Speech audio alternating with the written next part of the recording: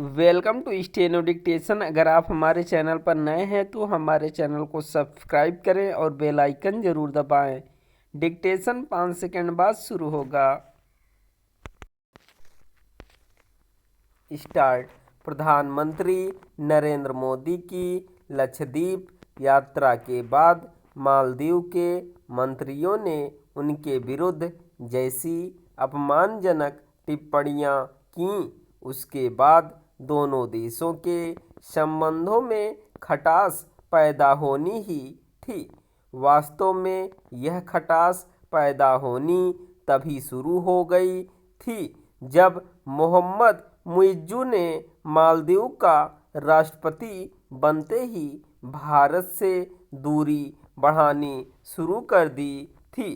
चूँकि मुइज़्ज़ू ने भारतीय सैनिकों को मालदीव से बाहर करने के मुद्दे पर चुनाव लड़ा था, इसलिए यह तय था कि यदि वह राष्ट्रपति बनते हैं तो चीन की गोद में बैठना पसंद करेंगे। अंततः ऐसा ही हुआ।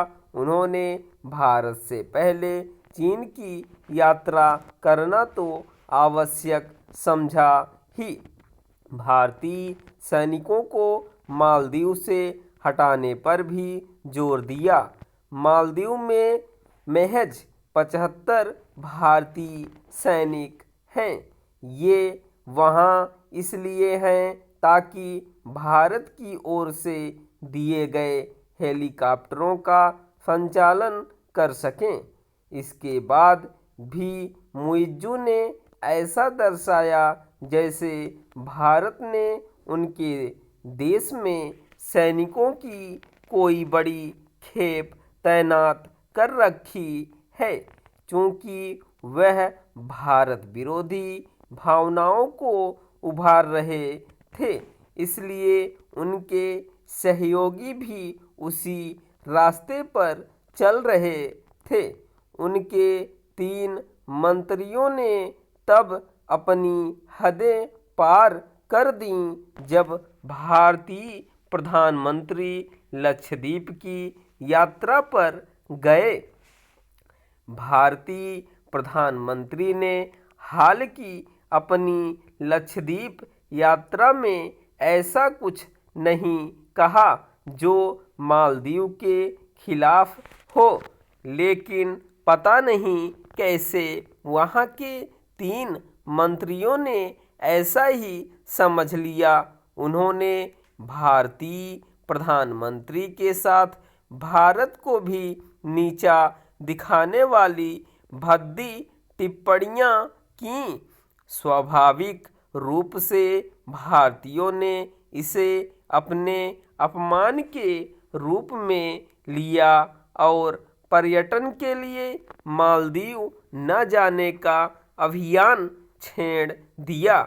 चूँकि अन्य देशों के मुकाबले भारत से सबसे अधिक पर्यटक मालदीव जाते हैं, इसलिए मुइज़्ज़ू को यह पता चल गया कि उनके पर्यटन उद्योग को बड़ी क्षति पहुंचने वाली है। भले ही उन्होंने अपने तीनों बदजुबान मंत्रियों को निलंबित कर दिया हो, लेकिन इससे क्षति की भरपाई होती नहीं दिखती। इसलिए और भी नहीं क्योंकि वह अपनी चीन परस्ती का खुलकर परिचय दे रहे हैं। मुइज़्ज़ू की बीजिंग यात्रा के मौके पर चीन ने जिस तरह यह सफाई दी कि वह मालदीव को भारत के खिलाफ नहीं उकसा रहा, उससे यही पता चलता है कि वह ऐसा ही कर रहा है। यदि वह मुइज़्ज़ू के सहारे मालदीव को भारत के खिलाफ अपना मोहरा नहीं बना रहा तो उसे इस तरह की सफाई देने की ज़रूरत क्या थी।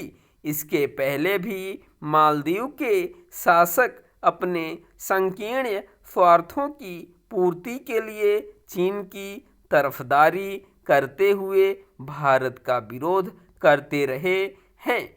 मुइज्जू भी ऐसा ही कर रहे हैं, लेकिन उन्हें यह नहीं भूलना चाहिए कि हर तरह के संकट के समय भारत ने ही मालदीव की मदद की है। यदि वह यह समझ रहे हैं कि भारत के बिना उनके देश का काम चल जाएगा तो यह उनका मुगालता ही है। स्टॉप।